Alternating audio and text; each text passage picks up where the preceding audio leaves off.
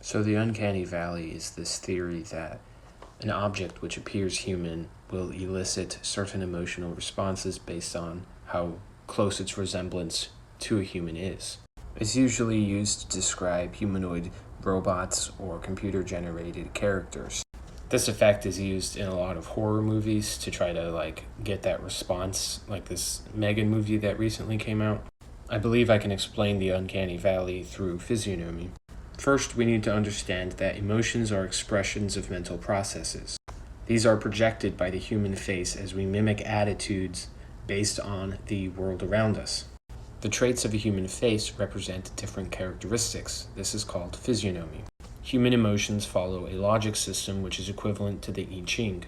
The eyebrows represent thoughts and ideas, the eyes, desires and illusions of the world around you, and the mouth, feelings and sensations. The different emotional types are open, quiet, joyful, and sad, and they have corresponding I Ching hexagram lines. These are called emotional types, and the human face mimics these attitudes based off of the situations of the world around us. So let's take a face that's thought to have a sort of uncanny valley effect. In this example, all we see are the eyes and the mouth, meaning the mouth or the feelings are joyful and the eyes or the desires are open. The open eyes represent excited ideas. They are honest, open, and receiving information in the current situation in the present moment. The joyful mouth is displaying pleasant feelings. What this person is seeing in the present moment is making them feel good about the future.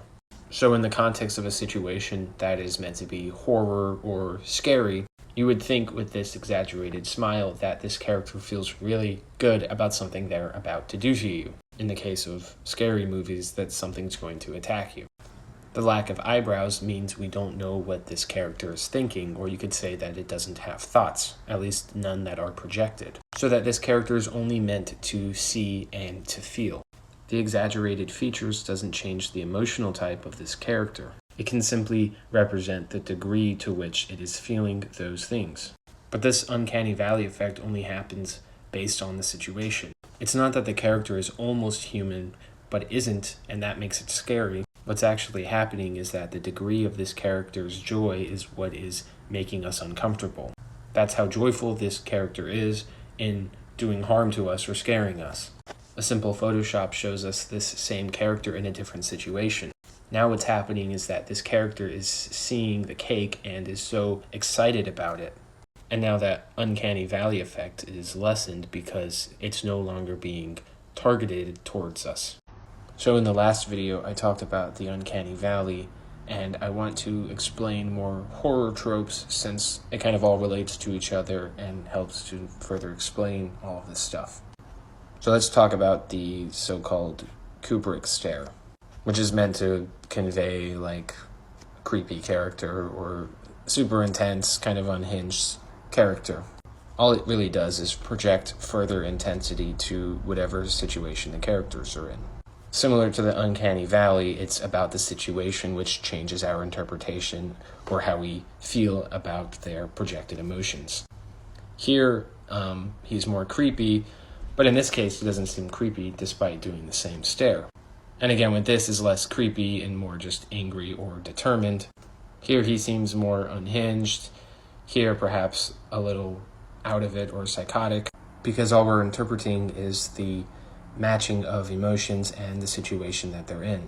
What happens when you angle your head down is you're forcing the perspective and therefore projecting joyful emotions. When you go like this, you are forcing the contour up in the joyful expressions, which depending on the situation will appear creepy, angry, resilient, determined, things like that. Here's an impossible smile, and the eyes and eyebrows are all contoured up in the joyful expression. Here we have the same impossible smile, though the eyes and the eyebrows are now in the sad expression. But you see, there's no uncanny valley here despite the appearance of an exaggerated smile. Here he just seems overly sweet or nostalgic, but still feels good about the future. Here's an easy way to understand it. Especially in anime, there's always moments where a character just has their normal face, but when it's time to get serious, the emotions become joyful. They angle down or they just change their facial type. You know he's ready for the future, for something that's coming next because of the joyful expressions of his face. So if angling down forces the impression of the joyful emotions, angling back up gives the impression of the sad emotions. That's why a lot of times you'll see characters, they look up when they are sad, since it forces those emotions. And since we mimic our attitudes, our mental processes on our face, that forces the expression of being sad. Even if a character's face is only partially visible, having it angled up will appear to be displaying those sad emotions. Likewise, even if you couldn't see some of their features, just knowing that they're angled down will appear joyful. And here again, you can see the emotional types and their relation to time.